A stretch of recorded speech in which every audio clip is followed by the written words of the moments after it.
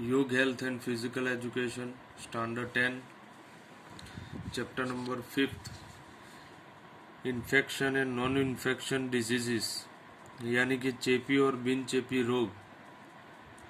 चेपी और बिन चेपी रोग किस तरह से होते हैं, किस तरह से उसका फैलावा होता है, कैसे बैक्टीरिया से बॉडी में इन्फेक्शन लागू होता है, वो सब इस चैप्टर में आपको दिखाया है। डिफरेंट टाइप्स ऑफ इन्फेक्शन भी है, टाइप्स ऑफ डिसीजेस भी यहाँ पर दिया हुआ है और उससे बचने के लिए क्या करना चाहिए वो भी है। वैक्सीनेशन देना चाहिए बच्चे को, सब इंफॉर्मेशन इस चैप्टर में दिया गया है। तो स्टार्ट करते हैं infection and non infection diseases. Infectious and non-infectious. Infection is as well known word. A person suffering from disease come in contact with another person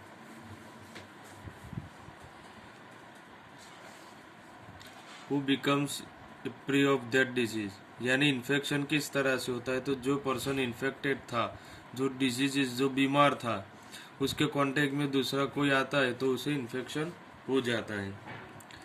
this is called infection disease cause by bacteria, यानी ये ऐसा disease जो bacteria से हुआ। Virus और fungi can be infected. Crores of germs and bacteria from the body of a disease person reach bodies of other animal via some way and cause disease in them. This bacteria enter human body through the medium of air, dust, through water, milk और food, through bites और sting of animals और insects, through personal contact or through respiration or excreta, urine of disease carrying person and cause diseases.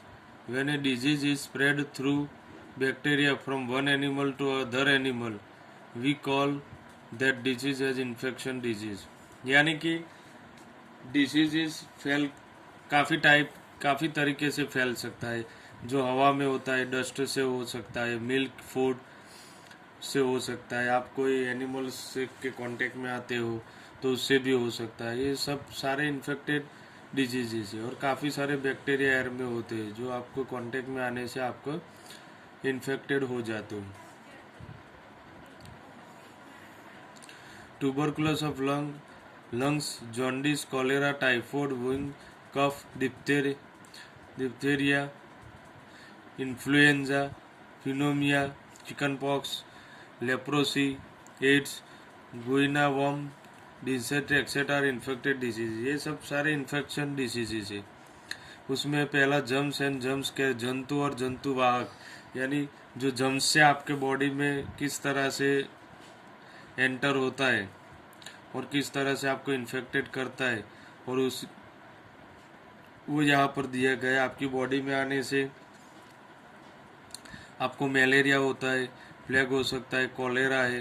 ये सब सारे germs of malaria come under animal kingdom, they are called protozoa initial germs. यानी ये सब germs ऐसे जो आपके body में आने से बैक्टीरिया, ये सब जर्म्स से आपको प्लेग हो सकता है, मलेरिया हो सकता है, कॉलेरा हो सकता है।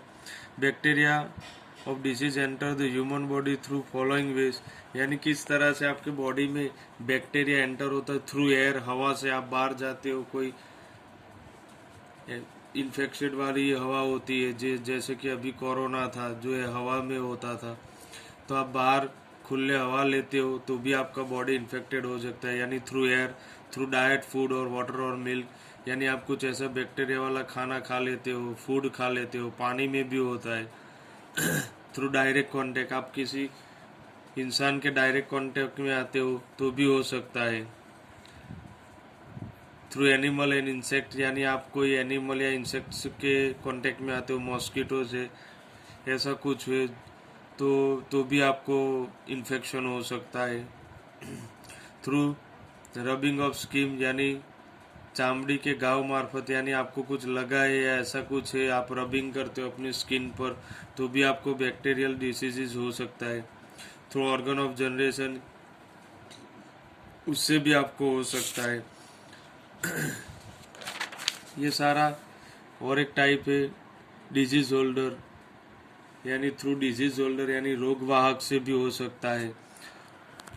तो ये सारा दिखाया था किस तरह से आपके बॉडी में बैक्टीरिया आ सकता है, किस तरह से आप इन्फेक्टेड हो सकते हो बैक्टीरिया से, वो आपको दिखाया गया है।